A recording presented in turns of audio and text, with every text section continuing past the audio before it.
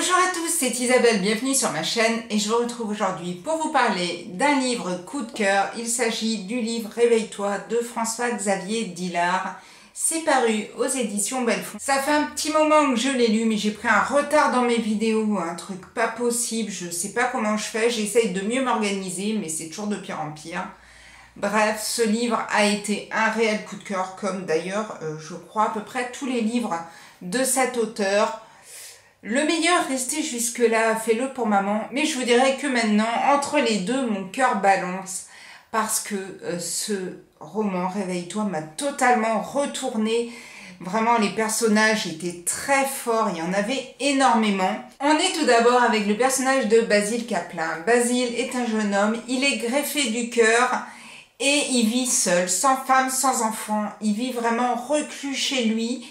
Et il ne sort quasiment pas. Basile a un problème, dès qu'il s'endort, il est pris par d'horribles cauchemars, des scènes de crime, des scènes de violence qui vraiment pourrissent son sommeil et pourrissent sa vie, si bien qu'il ne veut absolument pas s'endormir.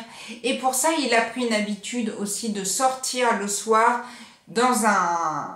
chez un petit épicier de son quartier et de parler avec lui jusqu'au jour où cet épicier, Ali, va commencer à lui parler de scènes de crime parce que lui, il est passionné par tout ce qui est fait divers et Basile va se rendre compte qu'en fait, ce que son ami lui explique, c'est ce que lui voit dans ses cauchemars. On a aussi le personnage de Paul Vigneault, c'est un jeune surdoué, un génie de l'informatique qui a créé un projet qu'il appelle Projet Nostradamus. Ce projet, c'est de pouvoir découvrir, en rentrant les indices que l'on trouve sur des scènes de crime, pouvoir faire ressortir le portrait robot du tueur en série qui est concerné par cette affaire.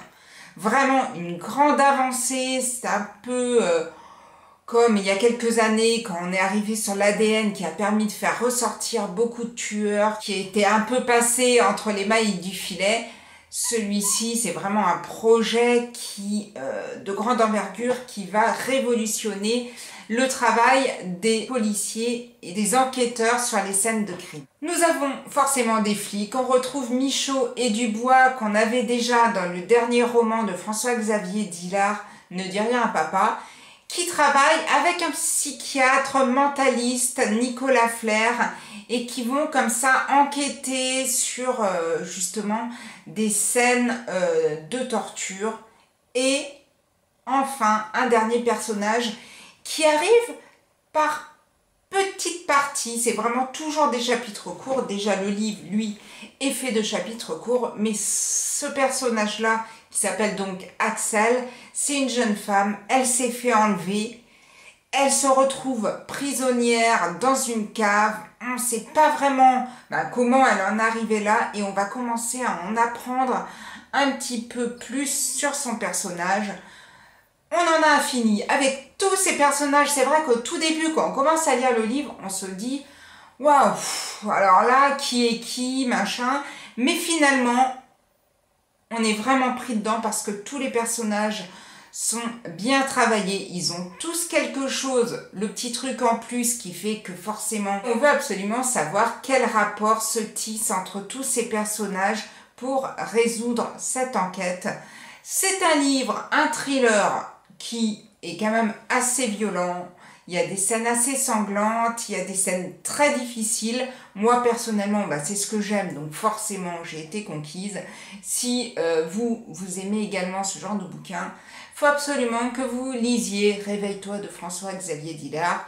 La couverture est toujours vraiment très très belle sur ces romans, mais j'avoue que celle-ci est encore plus jolie.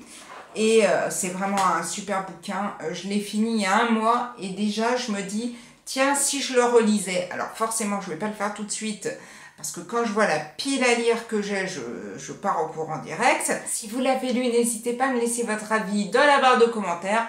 Et puis si vous ne l'avez pas lu mais que vous allez le lire et que vous le lisez même des mois après cette vidéo, n'hésitez pas éventuellement à venir me donner votre avis en espérant qu'il sera aussi bon que le mien. J'espère que vous passez de bonnes vacances pour ceux qui ont la chance d'y être.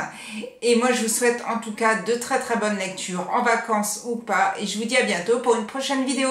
Prenez soin de vous. Ciao, ciao!